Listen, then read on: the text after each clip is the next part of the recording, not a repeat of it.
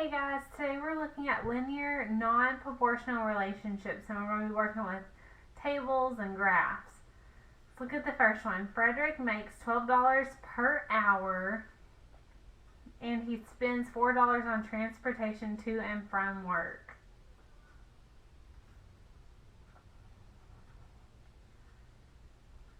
The equation y equals 12x minus 4 gives his earnings y after transportation costs for working X hours. So remember, this is only day one, and even though he's making $12 each hour, for day one he spent $4 to travel to and from work, and so that $4 was taken away, and that's why it's a minus 4. So we are going to make a table. So for hour one, well, if he's making $12 per hour, it'd be $12 because of 1 times 12 is 12.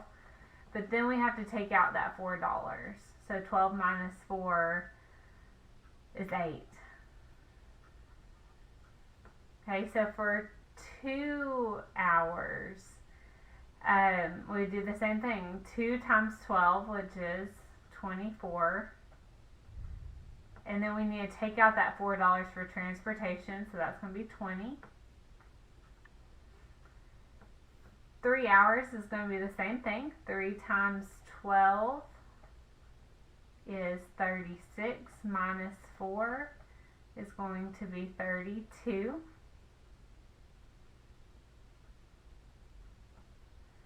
Okay, for 4 hours, so we're going to do 4 hours times $12 each hour. That's 48 minus the $4 transportation fee, and that's going to be $44. Now I want to pause and have us look at a pattern that's happening. From 8 to 20, that is adding 12. From 20 to 32, that's plus 12 again. And then from 32 to 44, that is plus 12 again. So if you remember slope, 12 is the slope here, and so you could add 12 every single time for this table. So I'm going to continue using that method instead of this over here with doing 12 times however many hours and then subtracting 4. So 44 plus 12, that would be 56. Plus 12 is 68. Plus 12 is 80, and then 92.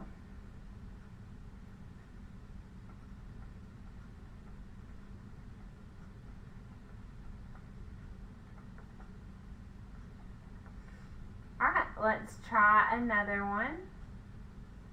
Make a table and a graph. Y equals negative 2x plus 1. So we're going to start with making a table first.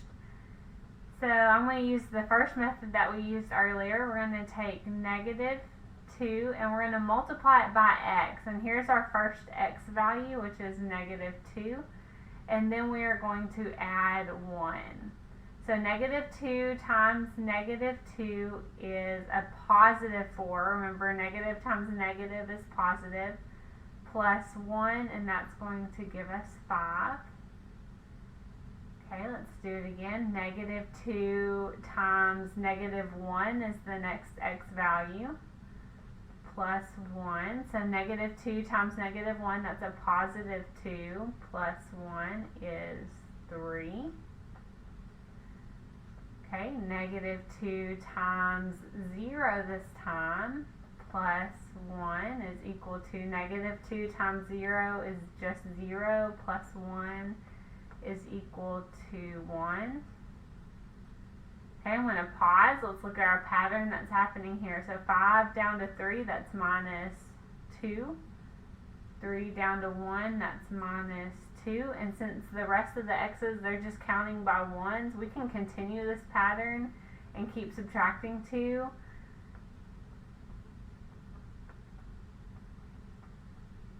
So 1 minus 2, that would be negative 1. Negative 1 minus 2 is going to be a negative 3. And then negative 3 minus 2 is negative 5. Remember, when we're subtracting and we're in the negatives, they keep going farther and farther negative. Okay, let's graph this. So when x is -2, y is 5. So we're going to go over to the left 2 and then up 5. Put a point. X is -1, y is 3. X is 0, y is 1. Remember, this point right here is called the y-intercept. When x is 1, y is -1. X is 2, y is -3. And then when x is 3, y is -5. Now I'm going to connect the points and make a line up through these dots.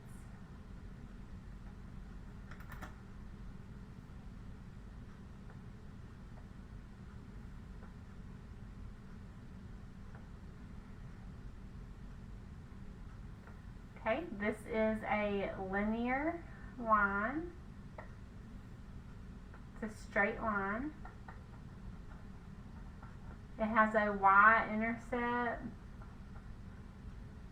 of 1. This is not proportional because it does not go through the origin.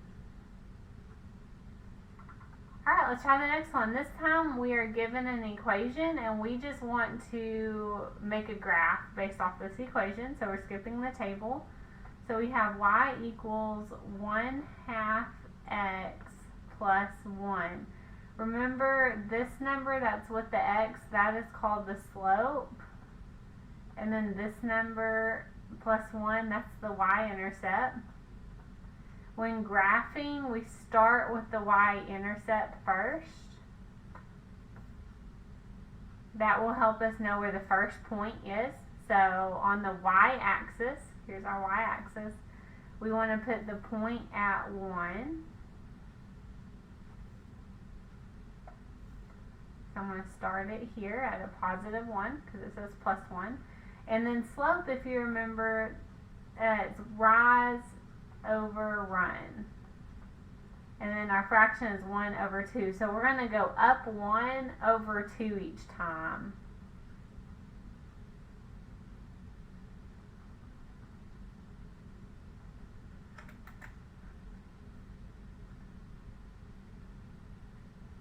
So we're going to go up 1/2. So up 1/1, 2. Up 1/1, 2. Now I even want to go the opposite direction too to continue that line. So I'm going to go down 1 and then I'm going to go over 2 in the opposite direction. Down 1/2 in the opposite direction. And if you notice, they still fall on that same line. Now I'm going to connect my points.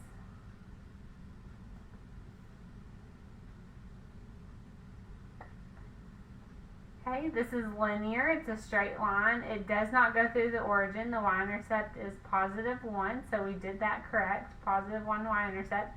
Then let's just check our slope and make sure. The slope is positive. I don't see a number line. So since it is going up from left to right, that part looks good. And then we should have went up 1/2. So up 1 and then over 1, 2. That does look correct.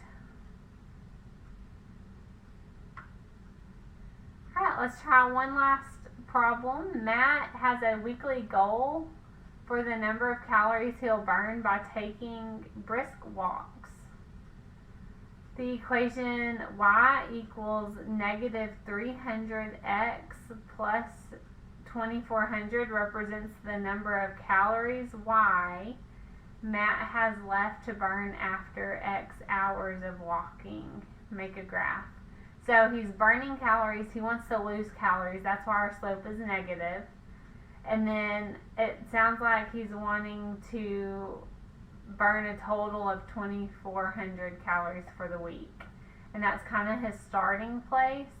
And so remember that this number here, that's called the y-intercept, and we need to start here first for our very first point. So I'm going to put a point at 2400.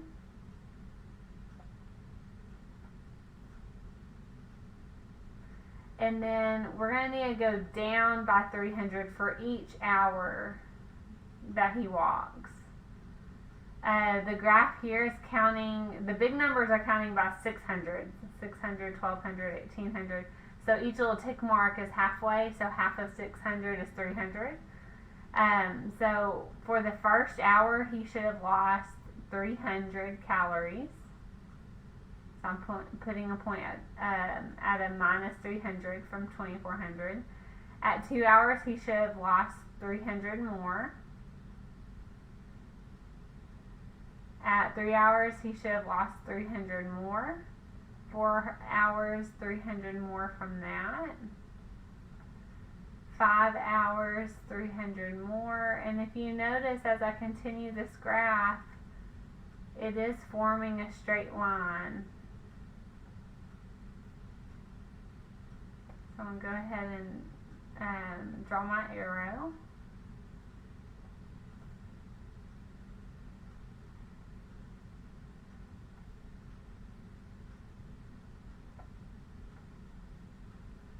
And to check ourselves, let's try for the first hour. So for the first hour, it would be negative 300 times x, which is 1, because we're at hour 1, plus that 2400. Okay, so negative 300 times 1, well, that's just negative 300. And then we'd add 2400, or that's the same as, if we flip this around, 2400 minus 300, and that would equal 2100. And if I look at 1 hour, okay, 3, 6, 9, 12, 15, 18, 21. This line right here would be a 21, and so it is crossed from 2100, so I know we did that correct.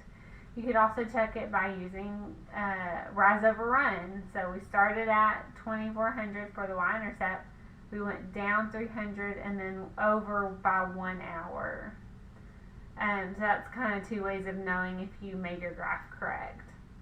Okay guys, that is kind of looking at word problems, and all of these have been non-proportional because they are not going through the origin for the y-intercept, but they all are making linear straight lines, whether it's a positive or a negative slope.